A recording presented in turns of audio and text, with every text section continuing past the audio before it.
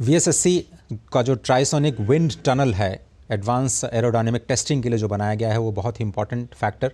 जैसा कि आपको पता है कि रॉकेट्स और एयरक्राफ्ट को जब स्पेस में लॉन्च किया जाता है तो वो वहाँ के बाहरी वातावरण के साथ कैसे सामंजस्य बनाएंगे और कैसे वहाँ की परिस्थितियों में व्यवहार करेंगे, उसकी टेस्टिंग के लिए ये ट्राइसोनिक विंड टनल बनाई जाती है। और ये एक बहुत ही एडवांस्ड एरोडायनेमिक टेस्टिंग फैसिलिटी है जिसकी आज शुरुआत की जाएगी। इसके साथ ही आईपीआरसी जो महेंद्रगिरी है, उसके नए टेस्ट फैसिलिटी का भी आज शुभारंभ किया जाएगा, जो कि लॉन्च व्हीकल पेलोड की कैपेबिलिटी को और ज़्यादा बढ़ा देंगी। जैसा कि आपको पता है कि जब रॉकेट छोड़ा जाता है स्पेस स्टेशन से, तो उसके 7 पेलोड्स, जिनमें सैटेलाइट्स को स्थापित करके प्रक्षेपित किया जाता है, उसकी कैपेसिटी कैसे बढ़ाई जाए, उसकी जो कई स्टेज की टेस्ट फैसिलिटीज़ होती हैं, उसमें semi cryogenic integrated engine and stage test facility, जो कि आईपीसीआर महेंद्रगिरी का ये दूसरा प्रोजेक्ट है, जो कि लिक्विड ऑक्सीजन और केरोसिन की सप्लाई को टेस्ट कर सकता है और इंजन को 200 टन थ्रस्ट के साथ कैसे एक क्षमता के साथ प्रक्षेपित किया जाए, उसकी टेस्टिंग के लिए ये एक दूसरी टेस्टिंग फैसिलिटी, एडवांस्ड टेक्नोलॉजी जो कि स्पेस सेक्टर के लिए काफ़ी इंपॉर्टेंट है, उसका भी आज शुभारंभ प्रधानमंत्री नरेंद्र मोदी के हाथों किया जाएगा। स्पेस सेक्टर को लेकर के बहुत सारे रिफॉर्म्स मोदी सरकार ने किए, जिसमें पहले केवल इसे संवेदनशील मानते हुए केवल और केवल इसरो के लिए रिजर्व या कहें कि आरक्षित रखा गया था। लेकिन अब प्रधानमंत्री मोदी जब से आए, उन्होंने निजी क्षेत्र के लिए, स्टार्टअप कंपनीज के लिए, छोटी कंपनियों के लिए स्पेस सेक्टर के दरवाजे खोल दिए। और अभी पिछली कैबिनेट मीटिंग में ही मोदी सरकार ने और बड़ा फैसला लिया, इस एफडीआई की सीमा को, यानी विदेशी निवेश की सीमा को भी स्पेस सेक्टर में बढ़ाने का एक बड़ा फैसला लिया गया है, जिसमें अगर आप छोटे कंपोनेंट बनाते हैं सैटेलाइट के, तो उसमें 100% एफडीआई की छूट देने की अब घोषणा कर दी गई है कैबिनेट की तरफ से। और कुछ शर्तों के साथ आप कहें तो स्पेस सेक्टर के जितने भी आयाम हैं, अब उसमें आप सरकारी अप्रूवल के जरिए 100% एफडीआई की सीमा के साथ विदेशी निवेश को अनुमति दी गई है। ये एक बदलते भारत की पहचान है। अभी जो स्पेस सेक्टर का योगदान पूरे ग्लोबल स्पेस सेक्टर में, भारत के स्पेस सेक्टर का योगदान 2 से 3% है, वो सिर्फ और सिर्फ पिछले 5 से 6 सालों में ये योगदान बढ़ा है। और लगातार आप देखिए तो 100 से ज़्यादा स्टार्टअप कंपनियां स्पेस सेक्टर में आ रही हैं, कुछ रॉकेट्स बना रही हैं, कुछ सैटेलाइट्स बना रही हैं, कुछ सैटेलाइट्स के इंजन बना रही हैं, और इन सभी को टेस्ट करने की जो फैसिलिटी है वो इसरो देता है। और ये विक्रम साराभाई स्पेस सेक्टर पे और काफ़ी इंपॉर्टेंट दिन। आयशा खानम हमारे साथ जुड़ रही हैं, हमारी विशेष संवाददाता जो कि दक्षिण भारत पर अपनी निगाह रखती हैं। बहुत बहुत धन्यवाद आयशा जी। कितना इंपॉर्टेंट है आज का, और क्या कुछ बड़ी फैसिलिटीज़ हैं जो आज देश को मिलने जा रही हैं? जी देखिए अजय, बहुत ही बड़ा दिन, बहुत ही ऐतिहासिक दिन। ये विक्रम साराभाई स्पेस सेंटर जो है, एक वक्त हुआ करता था जब इसी स्पेस सेंटर में, जो तुम्बा में मौजूद है, ये साइकिल पर रॉकेट लाई गई थी 1963 में। और आज इसी सेंटर में, इसी तुम्बा में देश के प्रधानमंत्री नरेंद्र मोदी गगनयान का जायजा ले रहे हैं। गगनयान मिशन की तैयारी जो है उसे पूरा होते हुए देख रहे हैं। और इसी जगह से, यहीं से आज प्रधानमंत्री नरेंद्र मोदी 4 उन एस्ट्रोनॉट्स को भी दुनिया के सामने उनका इंट्रोडक्शन देंगे। अभी अभी ये 4 एस्ट्रोनॉट्स तैयार होकर प्रधानमंत्री से मिलने के लिए डायस पर पहुंच रहे हैं। तो ये चारों एस्ट्रोनॉट्स जो है, ये वायुसेना के ग्रुप कैप्टन हैं, और इन चारों में से 1 या 2 का सिलेक्शन फाइनल होगा। लेकिन चारों ने रशिया में पूरी ट्रेनिंग हासिल की है, और ये चारों पूरी तरह से इस वक्त तैयार हैं गगनयान मिशन में जाने के लिए। ये सबसे बड़ा सस्पेंस था अभी तक के गगनयान मिशन में एस्ट्रोनॉट्स यानी गगनॉट्स कौन होंगे। तो आज प्रधानमंत्री ये सस्पेंस खत्म करेंगे और इन चारों गगनॉट्स को विंग्स यानी जो ऑनर का बैज होता है वो इन्हें प्रदान करेंगे। आयशा जी, तो क्या बहुत ही बड़ा दिन। क्या आपकी बात उनसे हुई? उनके मन में क्या चल रहा है, उनके दिमाग में क्या चल रहा है, क्या महसूस कर रहे हैं वो गगनयान के प्रथम अंतरिक्ष यात्री? आप अगर उनके मन को टटोल पाई हो? जी देखिए, मैं अभी यही उनके साथ ही यहाँ पर बैठी थी, लेकिन इन्हें अभी कुछ बोलने की इजाजत नहीं है। प्रधानमंत्री से मिलने के बाद, क्योंकि टॉप सीक्रेट रहा अभी तक ये मिशन, प्रधानमंत्री से मिलने के बाद ये बात सबसे करेंगे। लेकिन मेरे लिए एक पर्सनल बहुत ही खास क्षण ये रहा कि इनमें से एक जो एस्ट्रोनॉट जो है मेरी ही फ्लाइट में बैंगलोर से तिरुवनंतपुरम पहुंचे और मेरे ही पीछे वो सीट पर बैठे थे। तो मैंने उनसे पूछा कि अरे आप इसी फ्लाइट में थे, तो वो हंसने लगे। तो इस तरह से उनका पूरा परिवार, इन तमाम गगनॉट्स का परिवार जो है उनके साथ आया है। वो अपने पेरेंट्स को लेकर आए हैं, अपने बच्चों को लेकर आए हैं। तो बहुत बड़ा दिन है इनके लिए भी। और ये जो ट्रेनिंग है बहुत ही कड़ी ट्रेनिंग इन्होंने ली है सिमुलेटर्स में और पूरी तरह से ये तैयार है। देखिए, भारत के पहले एस्ट्रोनॉट राकेश शर्मा जो है स्पेस वॉक कर चुके हैं, स्पेस जा चुके हैं, लेकिन ये मिशन जो था वो रशिया के साथ था। ये गगनयान के लिए बहुत बड़ा मिशन इसलिए है क्योंकि गगनयान जो है भारत का अपना मिशन है, इंडिजिनस मिशन है और प्रधानमंत्री नरेंद्र मोदी के नेतृत्व में ये मिशन तैयार हुआ है। तो प्रधानमंत्री इस समय जो गगनयान असेंबली एरिया है, ये बहुत ही दिलचस्प गगनयान असेंबली एरिया है अजय। यहाँ पर आपको देखते हुए एक गूस बम्स आने लगते हैं, रोंगटे खड़े हो जाते हैं, क्योंकि यहाँ पर गगनयान के वो तमाम पुर्जे रखे गए हैं, तमाम नट बोल्ट रखे गए हैं और वो एक्चुअल साइज के जो कैप्सूल्स हैं जो जिसमें गगन यात्री ट्रैवल करेंगे, ये भी यहाँ पर रखे गए हैं। और व्योम मित्रा, अभी प्रधानमंत्री नरेंद्र मोदी ने व्योम मित्रा को भी देखा। व्योम मित्रा जो है इस साल गगनयान की पहली यात्री होगी, यानी एक ह्यूमनॉइड रोबो जो है इसरो ने तैयार किया है। और ये रोबो जैसे ही गगनयान की जो फाइनल टेस्टिंग फैसिलिटी होती है, ये तैयारी करके ये अंतरिक्ष भेजी जाएगी। और व्योम मित्रा पूरी तरह से सक्षम है इस पूरे मिशन का जायजा लेने के लिए, पूरी रेकी करने के लिए, ताकि अगले साल 2025 में जब ये एस्ट्रोनॉट्स जो मानव मिशन होगा जब जाएंगे तो पूरी तैयारी के साथ जाएंगे। तो व्योम मित्रा के साथ प्रधानमंत्री का इंटरेक्शन भी रहा। व्योम मित्रा एक रोबो है जो एआई के जरिए बातचीत भी करती है और व्योम मित्रा का मतलब ही है व्योम, स्पेस और मित्र, यानी ये हमारे देश की स्पेस की एक मित्र है जो गगनयान मिशन में हेल्प कर रही है। बड़ी खूबसूरत तस्वीरें हैं आयशा जी जो इस बार हम देख पा रहे हैं। हालांकि आपने पूरा वो दृश्य सजीव देखा होगा, हमें तो कुछ ही हिस्से उसके नजर आ रहे हैं और वाकई बहुत ही रोमांचित करने वाला एक क्षण है जब प्रधानमंत्री रूबरू हो रहे हैं व्योम मित्र के साथ। इस वक्त आप तस्वीरें देखिए, ये कैसे वो रोबोटिक्स, आर्टिफिशियल इंटेलिजेंस का इस्तेमाल करते हुए स्पेस में, मुझे लगता है कि भारत की तरफ से वो पहली यात्री होंगी जो कि इन गगन यान पर यात्रा की जाने से पहले लेके जाएंगे, जैसा कि आप बता रहे हैं। लेकिन 2024 गगनयान के लिए बहुत ही इंपॉर्टेंट साल रहा है। आपको याद होगा आयशा जी की जब शुरुआत हुई तो आदित्य L1 अपनी कक्षा में स्थापित हुआ था। उससे पहले हम चांद की दक्षिणी ध्रुव के पर पहले ही जा चुके हैं, लेकिन 2024 मुझे लगता है गगनयान के नाम ही रहने वाला है।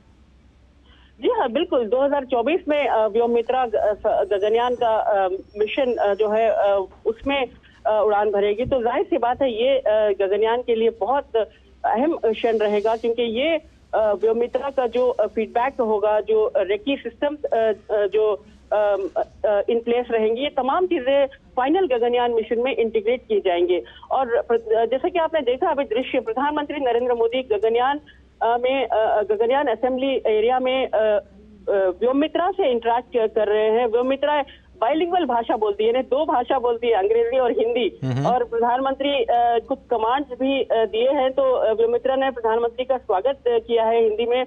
और प्रधानमंत्री आगे बढ़ते हुए जो आप बड़े बड़े पैराशूट देख रहे थे, ये गगनयान का एक अहम टेस्ट का हिस्सा था। ये इसको ड्रग टेस्ट कहा जाता है। देखिए, जब मानव मिशन जाएगा, जब एस्ट्रोनॉट को लेकर ये मिशन जाएगा, तो इस कैप्सूल को उड़ान भरने के बाद, रॉकेट से अलग होने के बाद, ये जो है समंदर में अपनी स्पेस यात्रा पूरी करने के बाद ये समंदर में गिरेगा। ये रिकवरी कैप्सूल है, क्योंकि सुरक्षित वापस गगनयान के यात्रियों को वापस लाना है। तो ये जो कैप्सूल है वो समुद्र में गिरेगा। इसकी टेस्टिंग हाल ही में इसरो ने किया था। और ये जो बड़े बड़े पैराशूट जो खुलते हैं, जो कलरफुल पैराशूट आपने देखे, इन पैराशूट के जरिए इस कैप्सूल की गति पर कंट्रोल करने के लिए ये पैराशूट जोड़े गए हैं। तो इसे ड्रग टेस्ट कहा जाता है। तो जैसे ही ये कैप्सूल समंदर में गिरेगा, तो इस कैप्सूल को भारतीय नौसेना जो है उसे रिकवर करेगी और उसके बाद सुरक्षित गगनयान के यात्रियों को बाहर निकाला जाएगा। बहुत दिलचस्प टेस्ट इसरो ने किया था और हाल ही में इसरो ने कुछ ही समय पहले 10 दिन पहले इसरो ने क्रायोजेनिक CE-20 इंजन का भी टेस्ट सफलतापूर्वक कर लिया। उसके बाद इसरो ने डिक्लेयर कर दिया कि अब जो रॉकेट गगनयान को लेकर उड़ेगी, जो LMV Mark 3 रॉकेट है, ये ह्यूमन रेटेड है। यानी ह्यूमन रेटेड रॉकेट का मतलब होता है कि सुरक्षित गगनयान यात्रियों को वापस धरती पर लाना और किसी भी तरह की कोई भी दुर्घटना ना हो उसे अंतरिक्ष में पहुंचाना है। तो ये ह्यूमन रेटेड रॉकेट अब तैयार हो गया है। देखिए, ये भी क्रायोजेनिक रॉकेट जो है भारत की इंडिजिनस टेक्नोलॉजी से बना हुआ है। तो ये पूरी टेक्नोलॉजी जो इसरो ने तैयार की है, इंडिजिनस टेक्नोलॉजी है। और इसरो ने भारत में आत्मनिर्भरता की एक मिसाल कायम की है। और गगनयान मिशन जब उड़ान भरेगा, जाहिर सी बात है भारत एक नया इतिहास रचेगा। और अंतरिक्ष के क्षेत्र में प्रधानमंत्री नरेंद्र मोदी के जो पॉलिसीज, जो कदम प्रधानमंत्री नरेंद्र मोदी उठा रहे हैं और हर बार आगे से वो नेतृत्व लेते हैं, चाहे वो चंद्रयान हो या फिर आदित्य L1 हो या फिर दूसरे मिशन हो, तो प्रधानमंत्री नरेंद्र मोदी के नेतृत्व में जो स्पेस में रिफॉर्म पिछले कुछ सालों से आए हैं, उससे ये साबित होता है कि इसरो एक के बाद एक माइलस्टोन हासिल कर रहा है।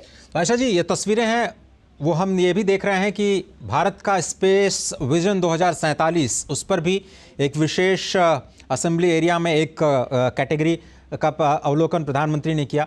हमें याद आता है वाइब्रेंट गुजरात 2024, जहां पर स्पेस रोडमैप को लेकर के एस सोमनाथ, जो कि प्रधानमंत्री को इस वक्त पूरे गगनयान और सारी असेंबली एरिया के बारे में बता रहे हैं, उन्होंने कहा था कि हम 2047 तक अपना विजन निश्चित कर चुके हैं। भारत अपना स्पेस स्टेशन बना सकता है, अपने मून पर आधारित इकोनॉमिक एक्टिविटीज़ कर सकता है।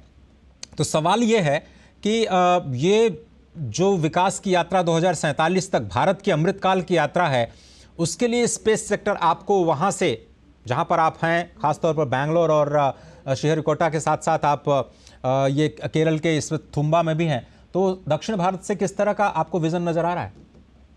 जी हाँ, देखिए, बिल्कुल गगनयान की सफलता के बाद इसरो के सामने बड़ी चुनौतियां हैं। साल 2047 जो है इसरो के लिए एक चुनौती, एक विजन है प्रधानमंत्री नरेंद्र मोदी ने दिया है। और जो प्रधानमंत्री नरेंद्र मोदी ने इन स्पेस का गठन किया है, जहां पर प्राइवेट और सरकारी क्षेत्र मिलकर स्पेस क्षेत्र में काम कर सकते हैं, ये विजन जो है इसके जरिए पूरा होगा। और अब हम देख सकते हैं कि ये जो भारतीय अंतरिक्ष इंटरनेशनल स्पेस स्टेशन की बात कही जा रही है, इसके लिए भी इसरो ने तैयारियां शुरू कर दी है।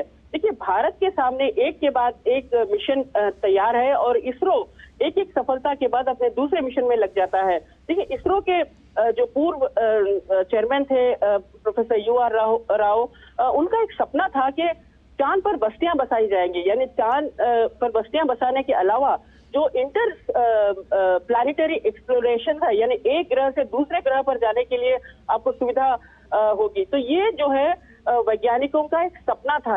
वैज्ञानिकों ने इस सपने को देखा है, क्योंकि आने वाले सालों में धरती पर जिस तरह का जो गतिविधियां हो रही है, तो जाहिर सी बात है हमें दूसरे ग्रहों की तलाश भी करनी होगी।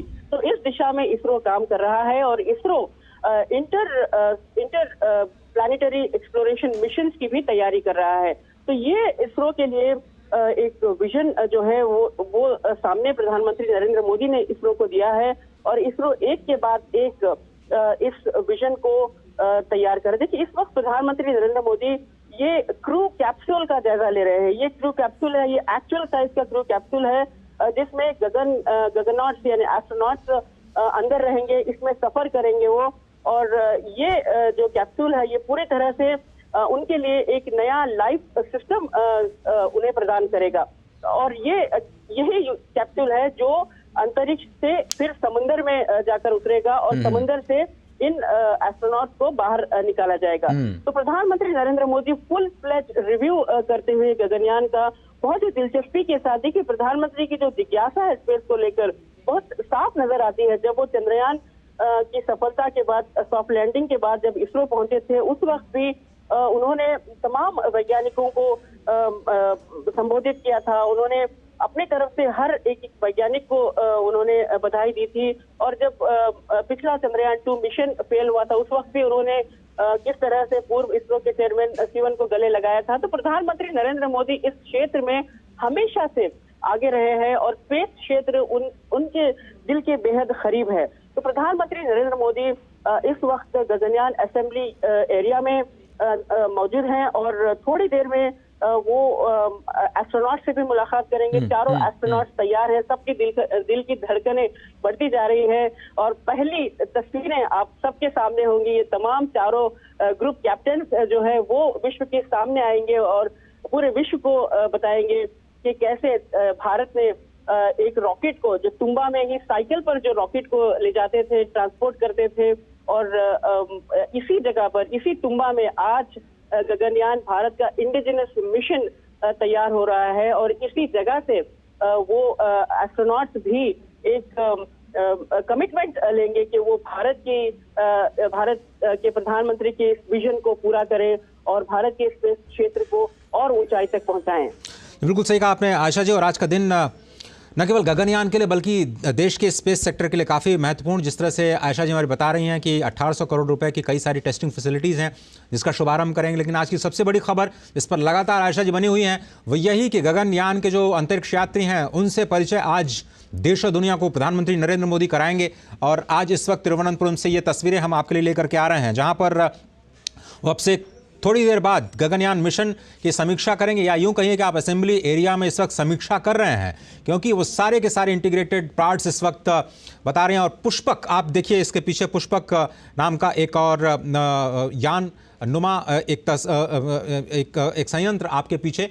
आयशा जी, ये पुष्पक के बारे में कुछ आप जानकारी दे सकती हैं? व्योम मित्र के बारे में आपने बड़ी खूबसूरत जानकारी दी कि कैसे एक रोबोट को पहले मनुष्यों से पहले लेके जाया जाएगा, जो इस वक्त हम तस्वीरों में देख रहे हैं। ये पुष्पक क्या है और ख़ासतौर पर स्पेस स्टेशन जिसकी हम चर्चा कर रहे हैं कि 2028 तक बनकर तैयार हो जाएगा, तो शायद यही एस्ट्रोनॉट्स जब 2025 में जाएंगे तो इन्हीं स्पेस स्टेशंस पर, जो कि यहाँ से 120-140 किलोमीटर एल्टीट्यूड पे होगा, वहाँ पर वो थोड़ा स्टे कर पाएंगे कुछ समय के लिए।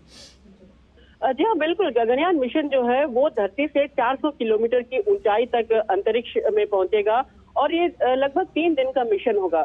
और इस 3 दिन के मिशन में भारत जो है विश्व के सामने ये साबित कर देगा कि भारत वो क्षमता रखता है कि एक सुरक्षित मानव मिशन को अंतरिक्ष में भेज सके। और उसके बाद जो भारत का इंटरनेशनल स्पेस स्टेशन तैयार होगा, उसमें भी इन्हीं एस्ट्रोनॉट में से एक एस्ट्रोनॉट इस स्टेशन पर भी जा सकता है। तो यही इस वक्त उम्मीदें लगाई जा रही है। तो प्रधानमंत्री नरेंद्र मोदी ने जो विजन, जो साल 2047 का जो विजन प्रधानमंत्री ने दिया है, इस विजन के साथ साथ इसरो वो तमाम फैसिलिटीज, वो तमाम इंफ्रास्ट्रक्चर तैयार कर रहा है। देखिए, आज जो PSLV का इंटीग्रेटेड फैसिलिटी जो श्रीहरिकोटा में है, प्रधानमंत्री यहाँ से उसका उद्घाटन करेंगे।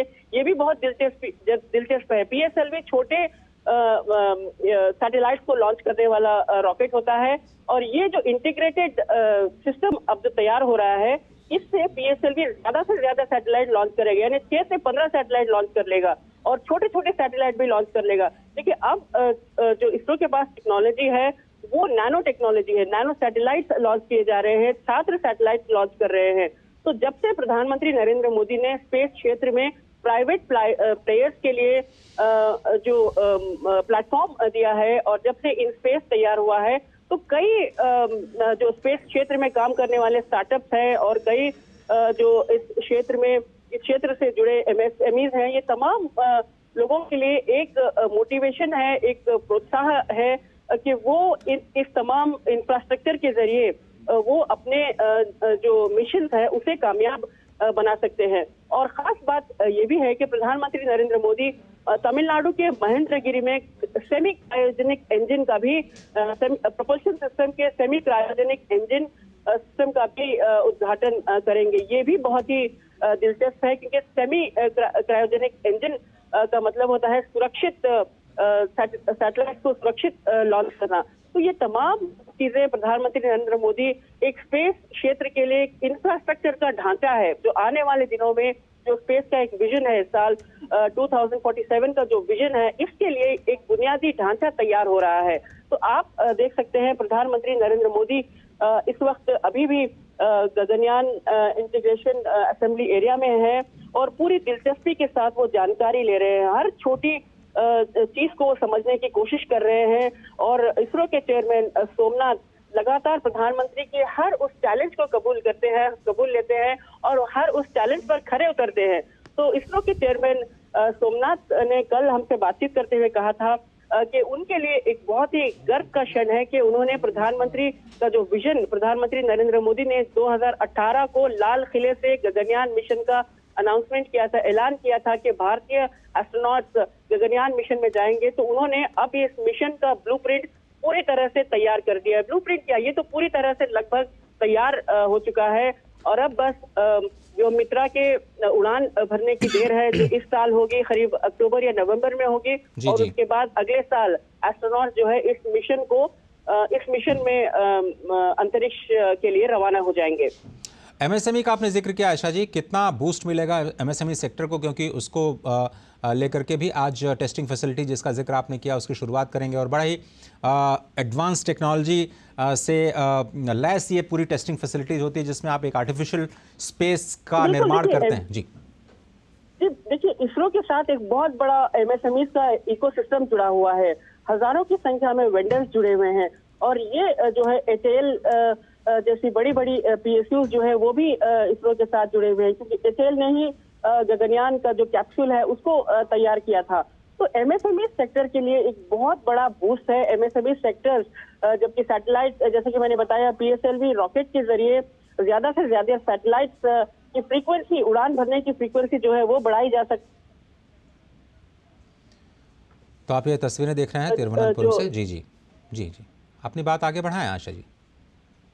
जी, एमएसएमई जो अपना जो इकोसिस्टम है उसको और बल देंगे और जो डिमांड बढ़ेगी तो इस डिमांड के लिए उन्हें तैयार रहना होगा। तो ऐसे इसरो का जो ये स्पेस का इंफ्रास्ट्रक्चर तैयार हो रहा है, एक दूसरा लॉन्च पैड तैयार हो, अरब महेंद्रगिरी में जो सेमी क्रायोजेनिक टेस्टिंग सिस्टम तैयार हो रहा है और पीएसएलवी का इंटीग्रेटेड सिस्टम जो श्रीहरिकोटा में तैयार हो रहा है, ये तमाम चीजें जो है एक इंफ्रास्ट्रक्चर का हिस्सा है और इसके साथ जुड़े हैं एमएसएमई की एक बड़ी चेन सप्लाई लिंक।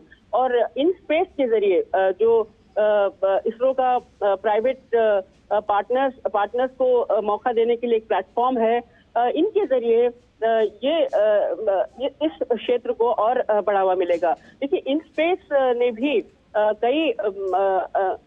स्पेस ने ऐसे कई मौके दिए हैं, प्लेटफॉर्म्स दिए हैं जो प्राइवेट सेक्टर्स के लिए, जो अपना ओन रॉकेट तैयार करने के बाद इसरो की जो फैसिलिटीज हैं, जो लॉन्च पैड सिस्टम है, उसे इस्तेमाल करके वो रॉकेट्स लॉन्च कर सकते हैं। तो अजय, वो दिन दूर नहीं जब आप भी अगर चाहें तो एक अपना रॉकेट तैयार कर सकते हैं और इसरो के लॉन्च पैड से उसको लॉन्च कर सकते हैं। तो इतना आसान कर दिया है प्रधानमंत्री नरेंद्र मोदी ने स्पेस पॉलिसी को, स्पेस सेक्टर को। और ये जो है आज का दिन जो है बहुत ही ऐतिहासिक दिन है। तुम्बा से प्रधानमंत्री नरेंद्र मोदी एक स्टेटमेंट पूरे विश्व के सामने रख रहे हैं, एक स्टेटमेंट भेज रहे हैं कि इसी जगह से जहां पर हमने साइकिल पर रॉकेट लाया करते थे, यहीं पर हम आज गगनयान को असेंबल किया है और यहीं से भारत के एस्ट्रोनॉट इसी गगनयान मिशन को असेंबल होने के बाद श्रीहरिकोटा से उड़ान भरेंगे। बिल्कुल सही कहा। और भले ही आपने हल्के फुल्के अंदाज में कहा हो कि शायद हम भी अपना एक सैटेलाइट बना करके लॉन्च कर सकते हैं, लेकिन ये सच्चाई है, बहुत सारे विद्यालयों में लोग स्टूडेंट सैटेलाइट बना रहे हैं और ऐसे स्टूडेंट्स हैं जो बहुत ही कम उम्र में अपने सैटेलाइट्स बना करके और उसको लॉन्च करने की तैयारी कर रहे हैं। तो आपने बिल्कुल सही कहा। लेकिन जो तीसरी फैसिलिटी है आयशा जी, वो PSLV launch frequency and supporting small vehicles की है, जिसका जिक्र अभी आप कर रही थी। अभी हम श्रीहरिकोटा से करीब 6 लॉन्चेस कर पाते हैं पीएसएलवी की हम बात करें।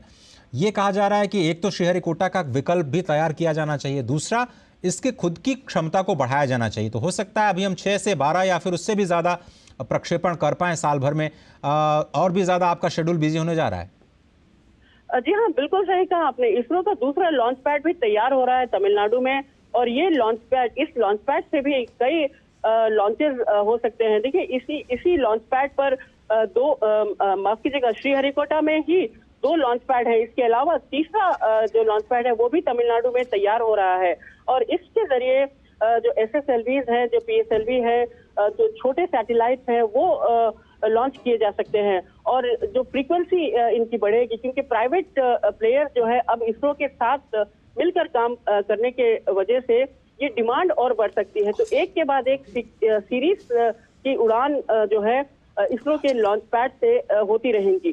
तो ऐसे में इसरो के लिए दूसरा लॉन्च पैड, एक और लॉन्च पैड तैयार करना बेहद जरूरी था। तो ये दूसरा लॉन्च पैड भी अभी तमिलनाडु में तैयार हो रहा है। कुछ ही समय के बाद ये भी यहाँ से भी रॉकेट्स टेक ऑफ करने के लिए पूरी तैयारी कर दी जाएगी। तो इसरो अब क्योंकि प्राइवेट प्लेयर्स के साथ मिलकर काम कर रहा है, तो इसरो के लिए एक बेहतरीन मौका है जो इसरो अपना इंफ्रास्ट्रक्चर इन्हें दे सकता है और जो नई टेक्नोलॉजीज हैं, जो युवा हैं, जो इनोवेशन लाते हैं इस क्षेत्र में, उन्हें अपने साथ लेकर काम कर सकता है और नए सैटेलाइट को लॉन्च कर सकते हैं। अब मैं आपके साथ डिस्कशन पर जाना चाहता हूं, जो स्टार्टअप्स इकोसिस्टम है, जो मेरा बड़ा फेवरेट है, मुझे बड़ा अच्छा लगता है। जब हम लोग ने स्टार्टअप चैंपियन किया था, उसमें स्पेस सेक्टर शायद सबसे ज़्यादा प्रॉमिसिंग दिख रहा था। और उस तीन बड़े प्लेयर्स जो दक्षिण भारत से ही आते हैं, एक तो इंजन बना रहे थे, दूसरे सैटेलाइट बना रहे थे और तीसरे जो थे वो सैटेलाइट लॉन्च व्हीकल बना रहे थे। तो ये तीनों कितना डाइवर्सिफिकेशन है, स्टार्टअप्स कितना ज़्यादा स्टिमुलेट हो पाएंगे, बूस्ट हो पाएंगे। आज की टेस्टिंग फैसिलिटी शायद उनको भी बहुत मदद करेंगी। जी हाँ, बिल्कुल। स्टार्टअप्स के ये जो तमाम युवा सीईओ हैं स्टार्टअप्स के, जैसे बेलेट्रिक्स है और जो स्काईरूट है, ये तमाम स्टार्टअप्स जो है इस पूरी गतिविधियों पर नजर बनाए रखते हैं। आपको रोकना चाहेंगे, सीधे प्रसारण के लिए आरजे में जाना पड़ रहा है, जहां पर प्रधानमंत्री इस वक्त मंच पर आ चुके हैं और समूचे विश्व को अब इंतजार प्रधानमंत्री के संबोधन का। गगनयान, उसके असेंबली लाइन का परीक्षण, अवलोकन, और उसके बाद अब दुनिया के सामने होंगे भारत के वो एस्ट्रोनॉट जो गगनयान का हिस्सा होंगे। અને દેશની ઉન્નતિ માટે આપનો અથાગ પ્રયાસ એ અમારા માટે પ્રોત્સાહન છે। અમે વિક્રમ સારાભાઈ સ્પેસ સેન્ટરમાં આદરણીય પ્રધાનમંત્રીજીનું હાર્દિક સ્વાગત કરીએ છીએ।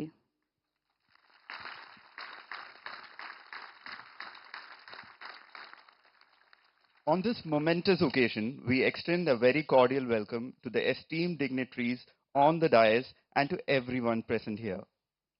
May I now request Chairman ISRO and Secretary Department of Space, Shri S. Somnath, to welcome and felicitate Honorable Prime Minister by presenting a figurine of Ananta Shayanam as a token of our gratitude and respect. What could be a more befitting memento than the idol of Ananta Padmanabhan himself in the city of Ananta?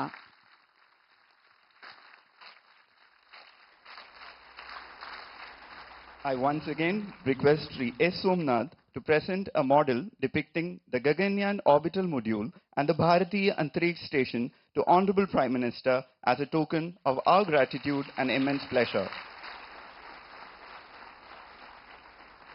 Thank you, sir. May I now request Chairman ISRO and Secretary Department of Space, Shri S. Somnath, to deliver the welcome address. Honorable Prime Minister of India, Shri Narendra Modi ji, Honorable Governor of Kerala, Shri Arif Mohammad Khan ji, Most respected Chief Minister of Kerala, Shri Pinarayi Vijayan ji, Most respected Minister of State for Government of India, Shri V. Muralidharan ji, all the invited guests, industry captains, representatives of space startups, all my dear colleagues from ISRO in Space, NSIL and Department of Space, my heartiest welcome to Vikram Sarabhai Space Center ISRO, which is the birthplace of rockets and the mother center of the space technology. This is a golden day for the entire ISRO, having our Prime Minister in our midst, being an ISRO center, and facilities to take a review of the progress of Gaganyaan. For VSS, it's also a historic event, the very first ever visit of our Honorable Prime Minister to this center after almost 40 years.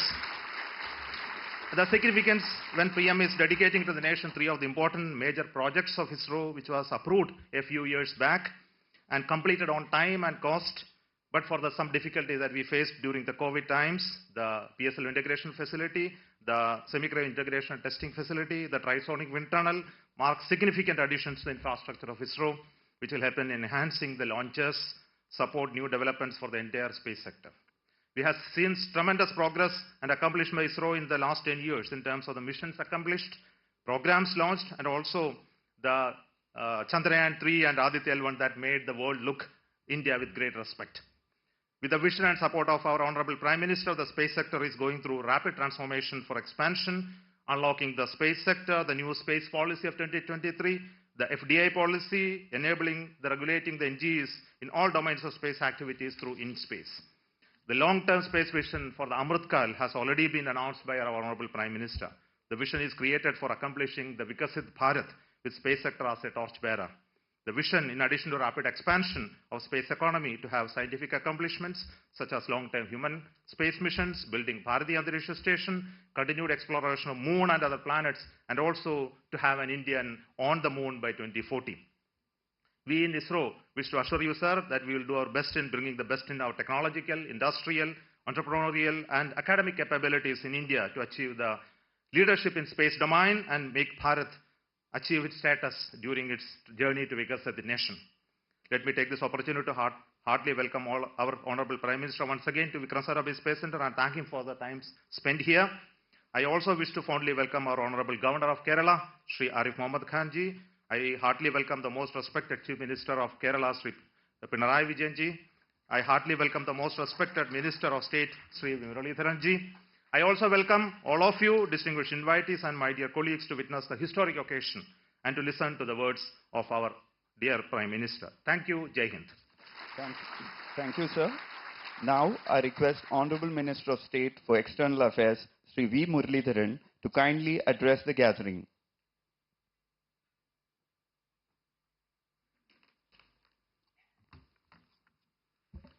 Bharat के यशस्वी प्रधानमंत्री श्री नरेंद्र मोदी जी,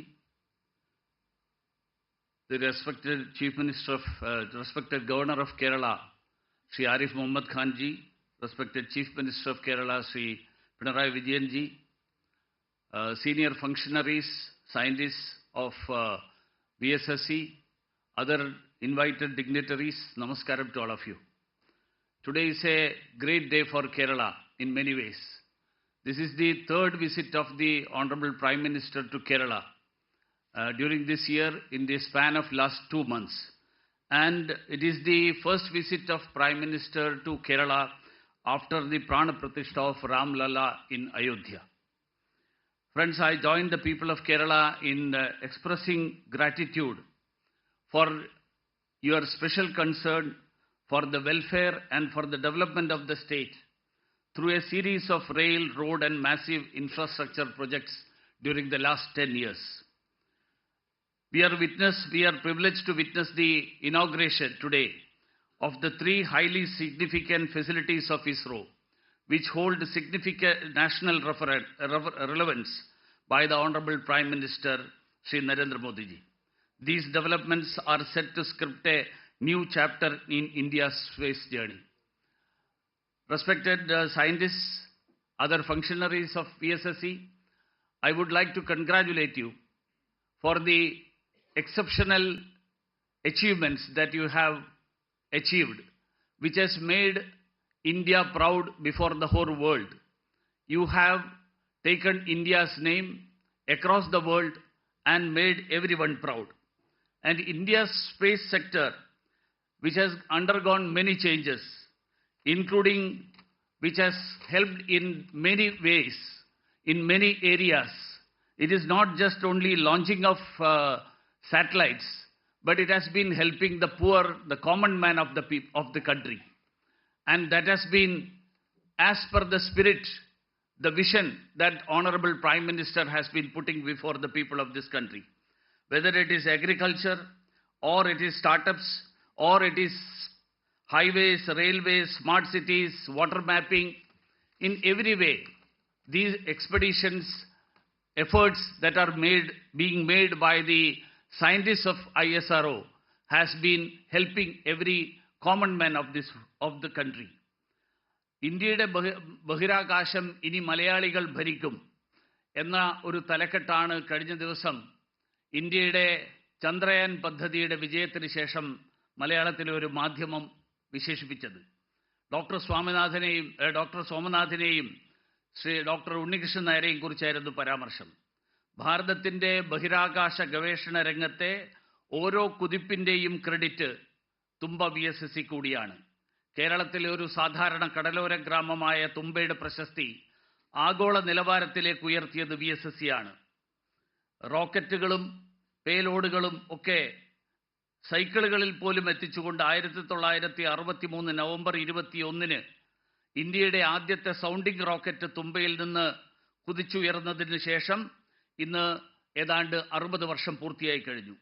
ഇന്ന് ചന്ദ്രയാനാവട്ടെ ഗഗൻയാനാവട്ടെ ബഹിരാകാശ രംഗത്തെ super പവറാകാനുള്ള രാജ്യത്തിൻ്റെ പരിശ്രമങ്ങൾക്ക് പിന്നിൽ തുമ്പ VSSC ഉണ്ട്. ഏതൊരു സാങ്കേതിക വിദ്യയും ലക്ഷ്യം പൂർത്തീകരിക്കുന്നത് സാധാരണക്കാരുടെ ജീവിതത്തെ സ്വാധീനിക്കുകയും അതിലൂടെ അവരുടെ ജീവിത സൗകര്യങ്ങൾ വികസിക്കുകയും ചെയ്യുമ്പോഴാണ് എന്ന പ്രധാനമന്ത്രിയുടെ കാഴ്ചപ്പാട്. ആ കാഴ്ചപ്പാട് പ്രാവർത്തികമാക്കുന്ന VSSCയിലെ ഓരോ ശാസ്ത്രജ്ഞനെയും അഭിനന്ദിക്കാൻ ഞാൻ ഈ അവസരത്തിൽ ആഗ്രഹിക്കുന്നു. ബഹിരാകാശ ഗവേഷണ രംഗത്തെ ഓരോ നേട്ടവും കേരളം പോലെയുള്ളൊരു സംസ്ഥാനത്തിന് പ്രധാനമാണ്. കാലാവസ്ഥാ പ്രവചനം, ദുരന്ത നിവാരണം, സുരക്ഷ, വിദ്യാഭ്യാസം, ആശയവിനിമയം, ആരോഗ്യം തുടങ്ങിയ വിവിധ മേഖലകളിൽ ഓഖി അടക്കമുള്ള ചുഴലിക്കൊടുങ്കാറ്റുകൾ സംഹാരതാണ്ഡവമാടിയിട്ടുള്ള കേരളത്തിൻ്റെ തീരത്തിന് ചുഴലിക്കാറ്റുകൾ രൂപമെടുക്കുമ്പോൾ മുന്നറിയിപ്പ് കിട്ടുന്നത് ബഹിരാകാശത്തെ ഗവേഷണ രംഗത്തെ മുന്നേറ്റം മൂലമാണ് എന്ന് മലയാളികൾ കൃതജ്ഞതയോടുകൂടി സ്മരിക്കുകയാണ്.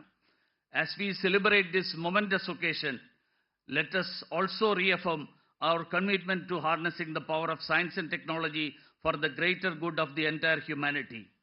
So let us all march ahead on the path that is shown by the Honorable Prime Minister to fulfill the mission of Honorable Prime Minister to make India a developed India by the year 2047. With these words, I conclude. Once again, congratulations to all of you.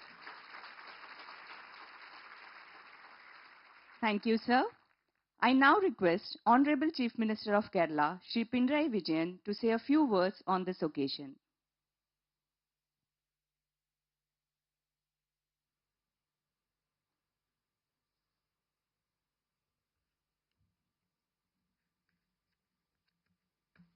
ആദരണീയനായ പ്രധാനമന്ത്രി ശ്രീ നരേന്ദ്രമോദിജി, ബഹുമാനരായ Kerala governor Arif Muhammad Khan ji, കേന്ദ്രമന്ത്രി V Muraleedharan ji,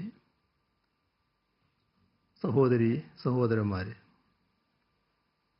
ഇവിടെ പ്രസ്താവിച്ചതുപോലെ ഇന്ത്യയുടെ ബഹിരാകാശ ഗവേഷണ രംഗത്തിന് വലിയ മുതൽക്കൂട്ടാകാൻ പോകുന്ന 3 പദ്ധതികളാണ് ഇന്ന് ഉദ്ഘാടനം ചെയ്യപ്പെടുന്നത്.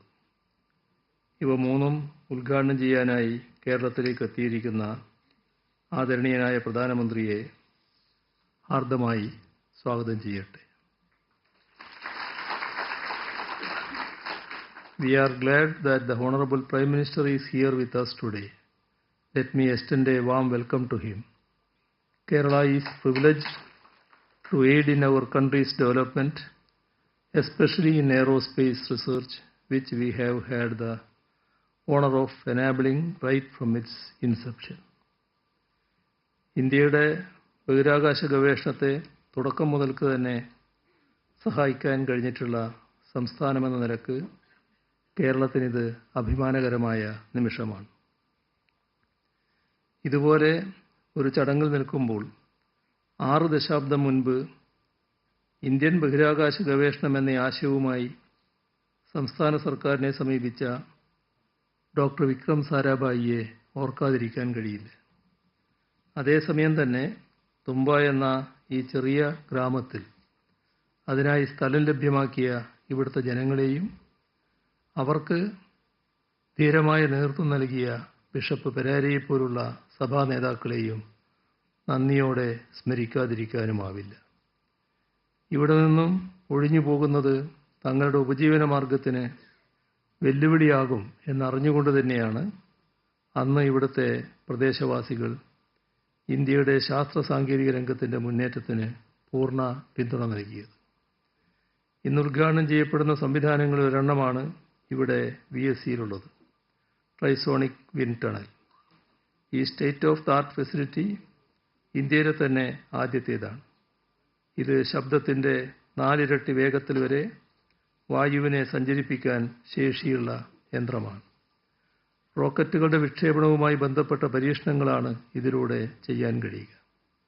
ഇന്ത്യയുടെ ബഹിരാകാശ ഗവേഷണ രംഗത്ത് ശൈശവദശയിൽ തൊട്ടേ സംഭാവന ചെയ്തുകൊണ്ടിരിക്കുന്ന കേരളത്തിൽ തന്നെ നമ്മുടെ ബഹിരാകാശ ഗവേഷണങ്ങളുടെ ഗതിവേഗം കൂട്ടുകയും ഗുണമേന്മ മെച്ചപ്പെടുത്തുകയും ചെയ്യുന്ന ഒരു സംവിധാനത്തിന് തുടക്കമാകുന്നു എന്നത് നാടിനാകെ അഭിമാനകരമാണ്. രാജ്യത്തിൻ്റെ പൊതുവായ വികസനത്തിൽ കേരളം നൽകുന്ന മികച്ച പിന്തുണയുടെ ഉദാത്തമായ ദൃഷ്ടാന്തമാണിത്. മെയ്ക്ക് ഇൻ ഇന്ത്യയുടെ അവിഭാജ്യ ഘടകമായി മെയ്ഡ് ഇൻ കേരള മാറുന്നതിൻ്റെ ഉദാഹരണവുമാണിത്. ചന്ദ്രയാൻ 3 മിഷനിലും ആദിത്യ മിഷനിലും കേരളത്തിൽ നിന്നുള്ള നിരവധി വ്യവസായ സ്ഥാപനങ്ങൾ, പ്രത്യേകിച്ച് പൊതുമേഖലാ സ്ഥാപനങ്ങളും ചെറുകിട സ്ഥാപനങ്ങളും പങ്കാളികളായിട്ടുണ്ട്. ആ നിലക്ക് ഇന്ത്യയുടെ യശസ് അക്ഷരാർത്ഥത്തിൽ വാനോളം ഉയർത്തുകയാണ് കേരളത്തിലെ വ്യവസായ സംരംഭങ്ങൾ, പ്രത്യേകിച്ച് നമ്മുടെ പൊതുമേഖലാ സ്ഥാപനങ്ങൾ. മനുഷ്യനെ വഹിക്കാൻ ശേഷിയുള്ള ഗഗൻയാൻ എന്ന ബഹിരാകാശ പേടകത്തിൻ്റെ നിർമ്മാണത്തിൽ രാജ്യം ഏർപ്പെട്ടിരിക്കുന്ന ഘട്ടമാണിത്. അതിന് വലിയ മുതൽക്കൂട്ടാകും ഇന്ന് ഉദ്ഘാടനം ചെയ്യപ്പെടുന്ന VSSCയിലെ ട്രൈസോണിക് വിൻഡ് ടണലും മഹേന്ദ്രഗിരിയിലെ semi cryogenic integrated engine and stage test ഫെസിലിറ്റിയും ശ്രീഹരിക്കോട്ടയിലെ PSLV ഇൻ്റഗ്രേഷൻ ഫെസിലിറ്റിയും. ഈ 3 സംവിധാനങ്ങളും 3 സംസ്ഥാനങ്ങളിലായാണ് നിലകൊള്ളുന്നത്. എന്നാൽ ഇവ 3ഉം രാജ്യത്തിൻ്റെ പൊതുവായ മുന്നേറ്റത്തിനാണ് വഴിവെക്കുക. ആ നിലക്ക് രാഷ്ട്ര പുരോഗതിക്ക് സംസ്ഥാനങ്ങൾ നൽകുന്ന വലിയ സംഭാവനയുടെ ദൃഷ്ടാന്തം കൂടിയാവുകയാണ് ഈ ഉദ്ഘാടന പരിപാടി. ഈ 3 സംവിധാനങ്ങൾക്കും എല്ലാ ഭാവുകങ്ങളും നേരുന്നു. ഇവ 3ഉം യാഥാർത്ഥ്യമാക്കാൻ കഠിനാധ്വാനം ചെയ്ത ശാസ്ത്രജ്ഞരെയും ഉദ്യോഗസ്ഥരെയും തൊഴിലാളികളെയും അഭിവാദ്യം ചെയ്യുന്നു.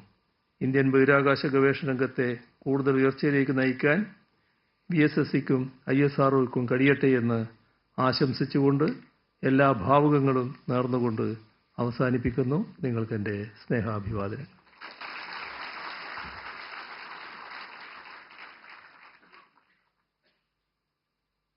Thank you, sir. Next event is the dedication of facilities to the nation by Honorable Prime Minister.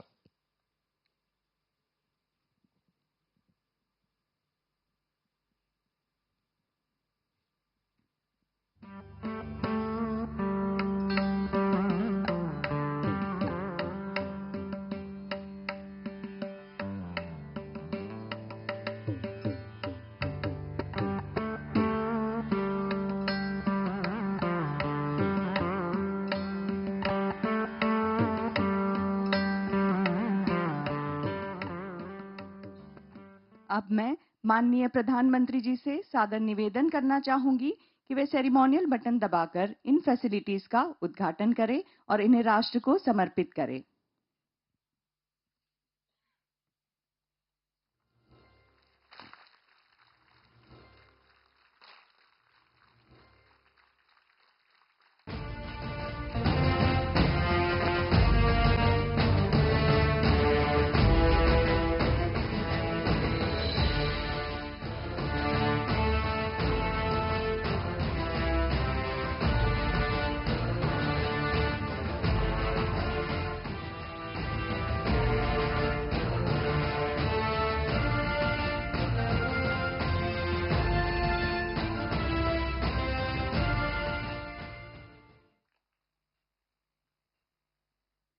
We have the live video from the 3 facilities which have been just inaugurated.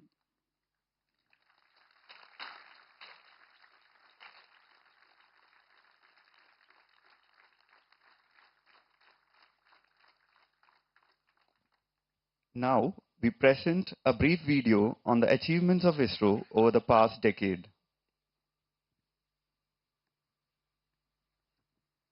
In the new space era, under the visionary leadership of the Honorable Prime Minister, Shri Narendra Modi, the Indian Space Research Organization, ISRO, has been a beacon of technological progress. Over the past decade, under his diligent stewardship, Bharat has witnessed remarkable growth in all sectors. Some of the major milestones of the last decade in the space odyssey of India are Mangalyaan, the prestigious mission to Mars. Mom का मंगल से मिलन हो गया. LVM-3, the most powerful rocket of India, meeting international customer requirements. SSLV, versatile launch vehicle with quick realization time for small satellites. Autonomous landing of reusable launch vehicle RLV. Chandrayaan-3, the path-breaking mission to the moon. और जहां पर चंद्रयान 3 का moon lander पहुंचा है, वो स्थान आज से शिव शक्ति पॉइंट कहलाएगा. Aditya L1, seeking solar activity. With all these, India has now solidified its position as a global space power. The Honorable Prime Minister had announced to the entire world from Red Fort on the Independence Day of 2018 that India would undertake a human space flight, Gaganyaan. मां भारत का कोई संतान, चाहे बेटा हो या बेटी, कोई भी हो सकता है, वे अंतरिक्ष में जाएंगे. This prestigious national endeavor is now making rapid strides to fulfill the dreams of the millions of Indians. Major development and qualification tests are already undertaken. The historic announcement of the new space policy by Bharat Sarkar has opened opportunities for private entrepreneurs, enabling the emergence of hundreds of startups. Today, on 27th February of 2024, we feel proud and privileged when our Honorable Prime Minister dedicates 3 world-class facilities to the nation. PSLV Integration Facility at SDSC Shar. The Spaceport of India will enable more frequency of PSLV launches from 6 to 15 every year. The new semi-cryogenics integrated engine and stage test facility at IPRC Mahendragiri will be a feather in its cap, enabling fast development of semi-cryo technology that will augment payload capability. Wind tunnels are essential for aerodynamic characterization of aerospace vehicles in atmospheric regime. That wind tunnel at VSSC being inaugurated today is a complex technological marvel and a perfect demonstration of ISRO's synergetic partnership with industries. Together with the unwavering patronage of our revered Prime Minister, Shri Narendra Modi, ISRO and the Indian space sector is weaving a tapestry of dreams, casting our gaze towards the cosmic horizon. Going up the ladder and keeping his pace, ISRO is determined to achieve one of its biggest feats with its prestigious Gaganyaan mission. An integral part of this mission will be the dreamers, the adventurers, the valiant men with courage beyond the skies. Ladies and gentlemen, please welcome with a huge round of applause our nation's pride, the astronaut designates for prestigious Gaganyaan mission. With honor and great pleasure, I request the astronaut designates to kindly come on the dais.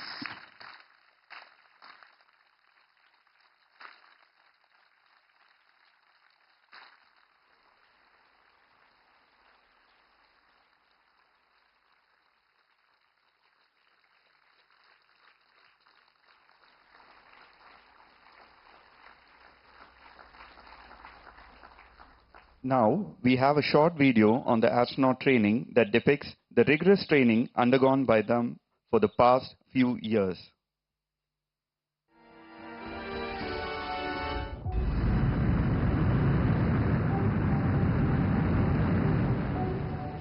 The wonders of space have always captivated humanity. For the maiden Indian human spaceflight mission, Gaganyaan, ISRO, in collaboration with the Indian Air Force, selected the crew from a pool of talented test pilots. These pilots underwent a battery of clinical, aeromedical and psychological tests.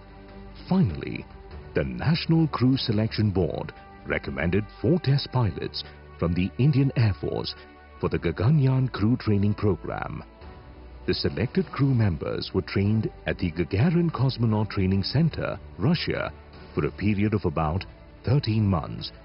This training covered various aspects of a space mission, such as parabolic flights, survival training in off-nominal snow, desert and water landing, as well as extreme environment stressors. After returning, the astronauts are being trained in the newly established training facility. Through the Gaganyaan crew training simulators, mock-ups and state-of-the-art virtual reality tools, the space crew is also getting trained in various human-centric products and survival scenarios. Physical fitness of the crew is maintained through a rigorous physical training regime. A specialized yoga module is also incorporated in the physical training curriculum for holistic health management of the astronauts. They will also be assigned for ISRO NASA mission to the International Space Station, announced by the Honorable Prime Minister. This incredible feat will take Bharat to greater heights. Akasha Bhavantam Pratikshate.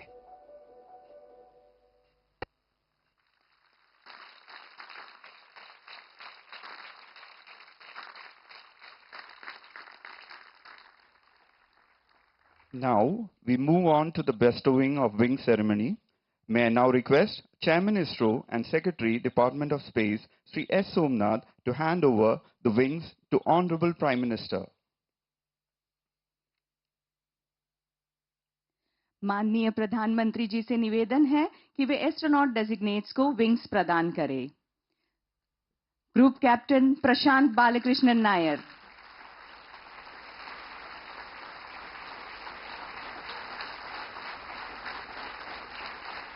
Group Captain Ajit Krishnan,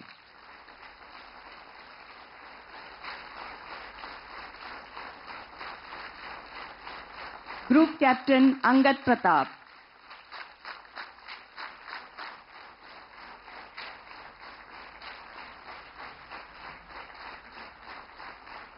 Wing Commander Shubhanshu Shukla,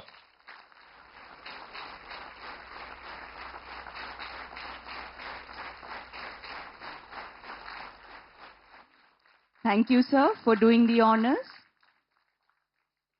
I request the astronauts to kindly occupy their seats off the dais.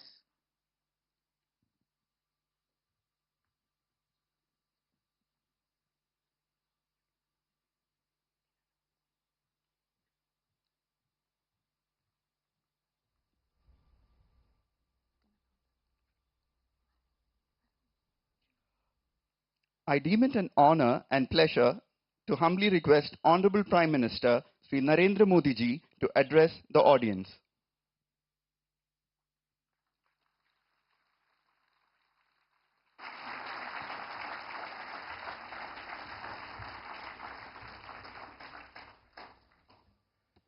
Kerala के राज्यपाल श्री आरिफ मोहम्मद खान, मुख्यमंत्री श्रीमान पिनाराई विजयन जी, राज्य मंत्री मेरे साथ Shri we Muraleedharan जी, इसरो परिवार के सभी सदस्यगण, नमस्कार।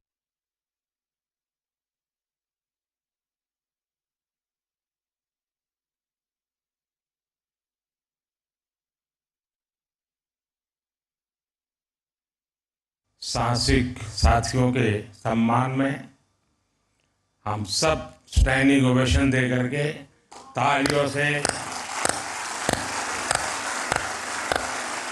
उनको सम्मानित करें।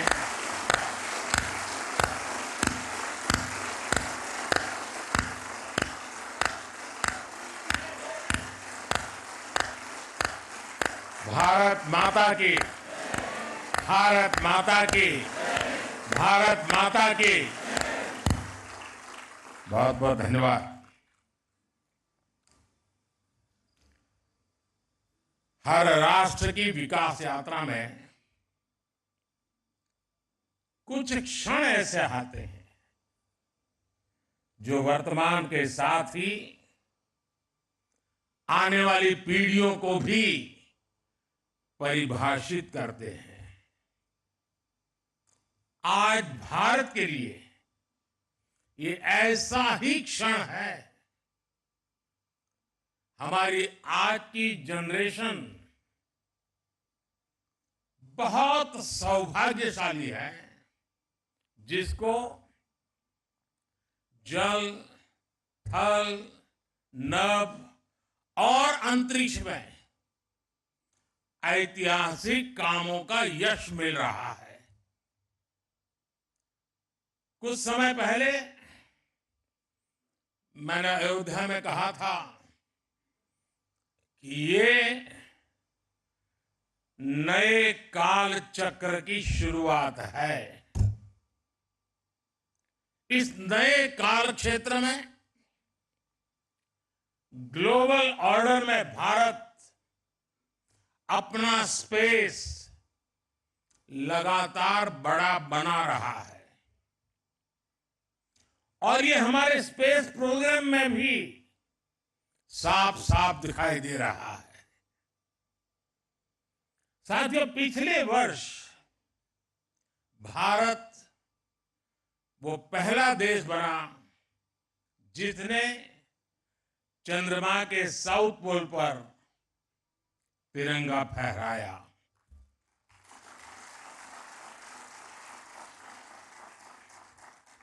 आज शिव शक्ति पॉइंट पूरी दुनिया को भारत के सामर्थ्य से परिचित करा रहा है।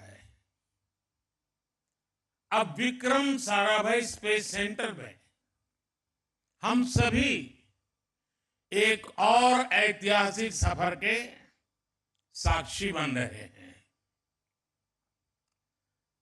अब से कुछ देर पहले देश पहली बार अपने 4 गगनयान यात्रियों से परिचित हुआ।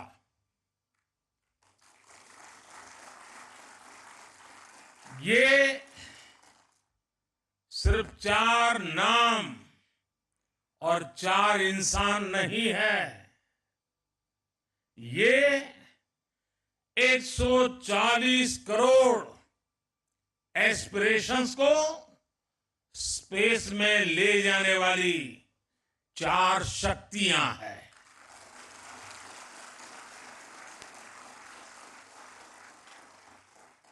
चालीस वर्ष के बाद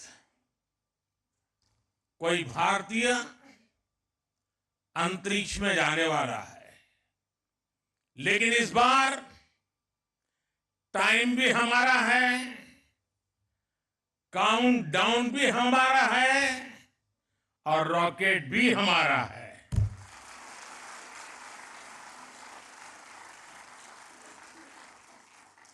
मुझे खुशी है कि आज इन एस्ट्रोनॉट से मिलने, उनसे बातचीत करने और उन्हें देश के सामने प्रस्तुत करने का सौभाग्य मुझे मिला। मैं इन साथियों को पूरे देश की तरफ से बहुत बहुत बधाई देता हूं, बहुत बहुत शुभकामनाएं देता हूं। 21वीं सदी के भारत की सफलता में आज आपका नाम भी जुड़ गया है। आप आज के भारत का विश्वास है, आप आज के भारत का शौर्य है, साहस है, अनुशासन है। आप भारत का गौरव बढ़ाने के लिए, अंतरिक्ष में तिरंगा लहराने के लिए पिछले कई वर्षों से दिन रात परिश्रम कर रहे हैं। आप भारत की उस अमृत पीढ़ी के प्रतिनिधि हैं जो चुनौतियों को चुनौती देने का जज्बा रखती है। आपके कड़े ट्रेनिंग मॉड्यूल में योग का एक बड़ा रोल है। इस मिशन में हेल्दी माइंड और हेल्दी बॉडी, और इन दोनों का तालमेल होना बहुत जरूरी है। आप ऐसे ही जुटे रहिए, डटे रहिए। देश का आशीर्वाद आपके साथ है, देश की शुभकामनाएं आपके साथ है।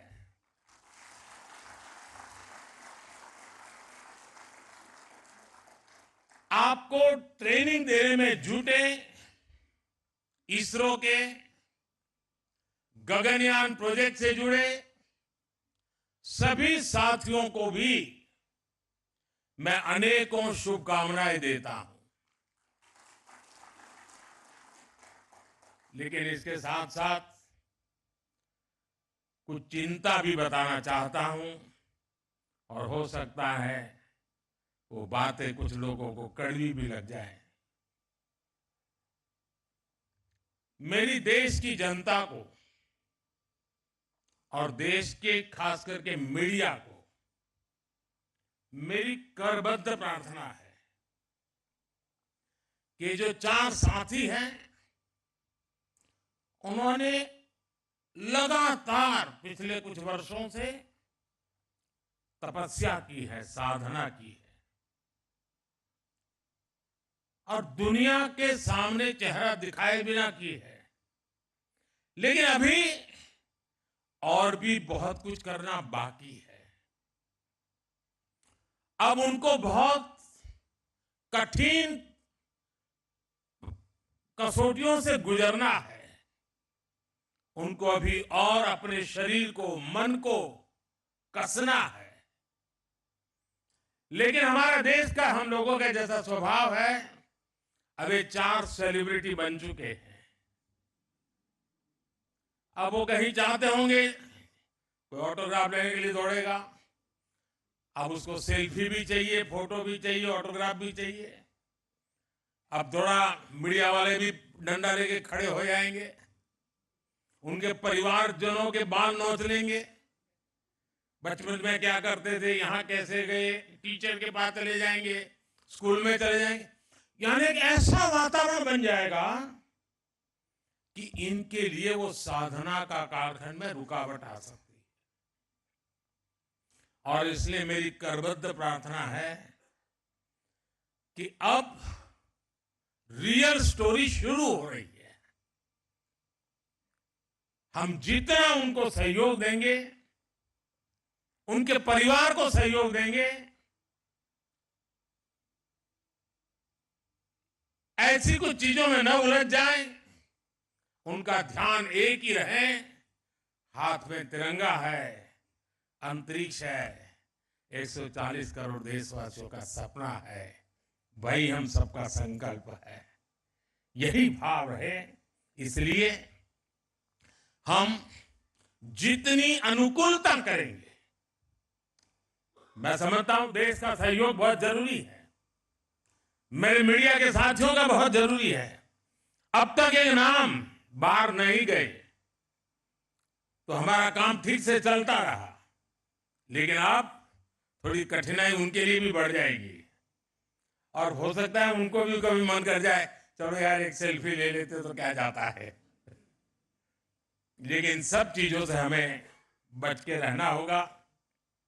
साथियों, यहां इस कार्यक्रम से पहले मुझे गगनयान के बारे में भी विस्तार से जानकारियां दी गई, अलग अलग इक्विपमेंट के विषय में जानकारी दी गई, उनके ऑपरेशंस के विषय में बताया गया। मुझे जानकर बहुत अच्छा लगा कि गगनयान में यूज होने वाले ज्यादातर उपकरण मेड इन इंडिया है। ये कितना बड़ा संयोग है कि जब भारत दुनिया की टॉप 3 इकोनॉमी बनने के लिए उड़ान भर रहा है, उसी समय भारत का गगनयान भी हमारे स्पेस सेक्टर को एक नई बुलंदी पर ले जाने वाला है। आज यहां अनेक प्रोजेक्ट्स का लोकार्पण भी किया गया है। इनसे देश का वर्ल्ड क्लास टेक्नोलॉजी के क्षेत्र में सामर्थ्य तो बढ़ेगा ही, साथ ही रोजगार के भी नए अवसर बनेंगे। और साथियों, मुझे खुशी है कि हमारे स्पेस सेक्टर में विमेन पावर, इस विमेन पावर को बहुत महत्व दिया जा रहा है। चंद्रयान हो या गगनयान, महिला वैज्ञानिकों के बिना ऐसे किसी भी मिशन की कल्पना भी नहीं की जा सकती। आज 500 से अधिक महिलाएं इसरो में लीडरशिप पोजीशन पर हैं। मैं यहां मौजूद सभी महिला वैज्ञानिकों, टेक्नीशियंस, इंजीनियर्स की हृदय से सराहना करता हूं। लेकिन इसके कारण पुरुष वर्ग नाराज न हो जाए, उनको तो मिलता ही रहता है अभिनंदन। साथियों, भारत के स्पेस सेक्टर का एक बहुत बड़ा योगदान है जिसकी उतनी चर्चा नहीं हो पाती। ये योगदान है युवा पीढ़ी में साइंटिफिक टेम्परामेंट के बीज बोने का। इसरो की सफलता देखकर कितने ही बच्चों के मन में ये बात आती है कि बड़ा होकर मैं भी साइंटिस्ट बनूंगा। वो रॉकेट का काउंटडाउन, उसकी उल्टी गिनती लाखों लाख बच्चों को प्रेरित करती है। हर घर में कागज के हवाई जहाज उड़ाने वाला जो एरोनॉटिकल इंजीनियर है, वो बड़ा होकर आप जैसा इंजीनियर बनना चाहता है, साइंटिस्ट बनना चाहता है। और किसी भी देश के लिए उसकी युवा पीढ़ी की इच्छा शक्ति बहुत बड़ी पूंजी होती है। मुझे याद है जब चंद्रयान 2 की लैंडिंग का समय था, पूरे देश के बच्चे उस पल को देख रहे थे। उस पल में बच्चों ने बहुत कुछ सीखा। फिर आया पिछले साल 23 अगस्त का दिन। चंद्रयान की सफल लैंडिंग ने युवा पीढ़ी को एक नए जोश से भर दिया। इस दिन को हमने स्पेस डे के तौर पर मान्यता दी है। आप सभी ने देश को अपनी स्पेस जर्नी में भारत को उपलब्धियों के ऐसे एक से बढ़कर एक पल दिए हैं। स्पेस सेक्टर में हमने कई रिकॉर्ड बनाए हैं। पहले ही प्रयास में मंगल ग्रह तक पहुंचने की सफलता भारत को मिली। एक ही मिशन में 100 से अधिक सैटेलाइट लॉन्च करने वाला देश हमारा भारत है। चंद्रयान की सफलता के बाद भी आपने कई उपलब्धियां हासिल की। आपने आदित्य L1 को पृथ्वी से 15 लाख किलोमीटर दूर सुरक्षित रूप से अपने ऑर्बिट तक पहुंचाया है। दुनिया के कुछ ही ऐसे देश ऐसा कर पाए हैं। 2024 को शुरू हुए अभी कुछ हफ्ते ही हुए हैं। इतने कम समय में ही आपने एक्सपोसैट और इनसेट 3DS जैसी सफलता हासिल की है। साथियों, आप सभी मिलकर भविष्य के लिए नई संभावनाओं के द्वार खोल रहे हैं। अनुमान है कि आने वाले 10 वर्षों में भारत की स्पेस इकोनॉमी 5 गुना बढ़कर $44 बिलियन तक पहुंच जाएगी। स्पेस के क्षेत्र में भारत एक बहुत बड़ा ग्लोबल कॉमर्शियल हब बनने जा रहा है। आने वाले कुछ वर्षों में हम चंद्रमा पर एक बार फिर जाएंगे।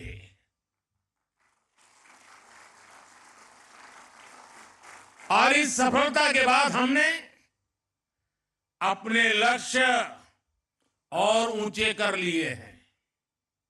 अब हमारे मिशन टेक्नोलॉजी की दृष्टि से और अधिक चैलेंजिंग होगी। हम चंद्रमा की सतह से सैंपल जुटाएंगे और उन्हें पृथ्वी पर वापस लेकर के आएंगे। इससे चांद के बारे में हमारी जानकारी और समझ और बेहतर होगी। इसके बाद शुक्र भी इसरो के लक्ष्यों में से एक है। 2035 तक अंतरिक्ष में भारत का अपना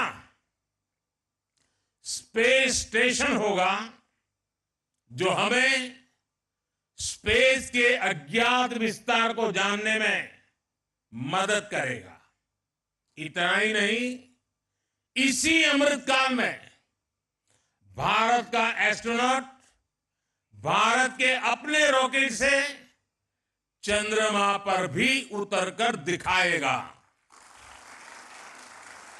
साथियों, 21वीं सदी का भारत, विकसित होता हुआ भारत, आज दुनिया को अपने सामर्थ्य से चौंका रहा है। पिछले 10 वर्षों में हमने लगभग 400 सैटेलाइट्स को लॉन्च किया है, जबकि इससे पहले के 10 वर्षों में मात्र 33 सैटेलाइट्स लॉन्च किए गए थे। 10 वर्ष पहले पूरे देश में मुश्किल से 1 या 2 स्टार्टअप थे।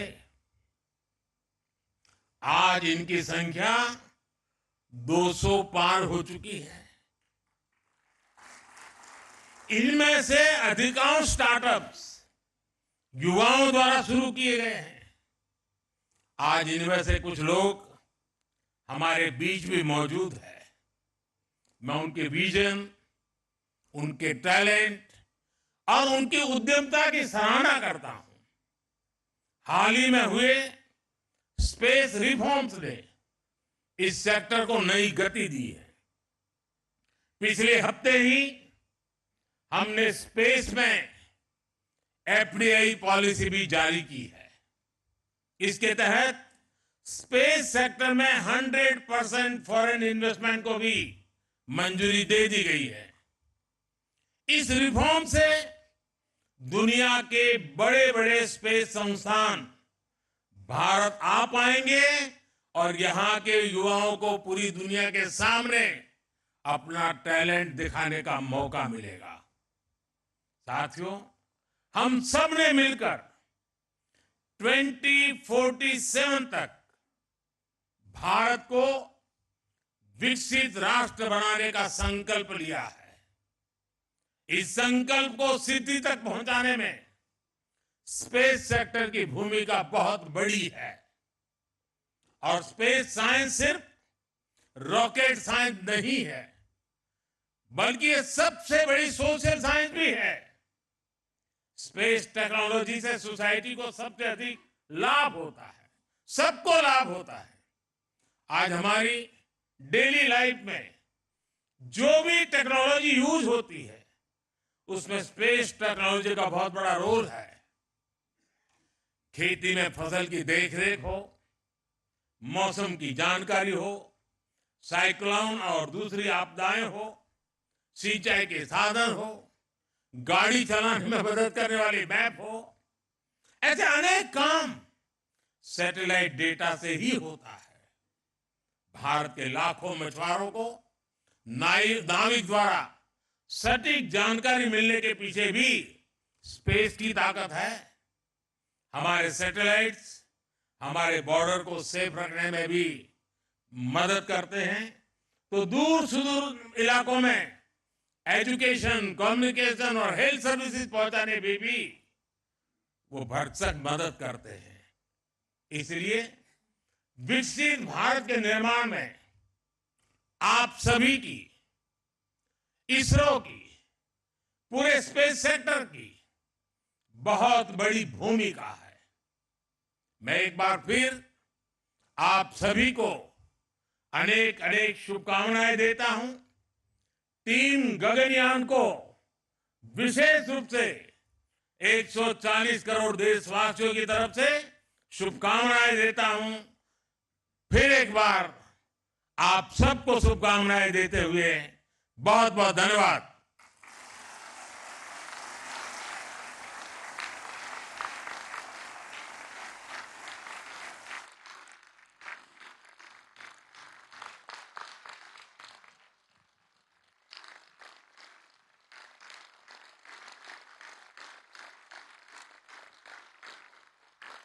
आपकी इस प्रेरणादायक और प्रधानमंत्री नरेंद्र मोदी को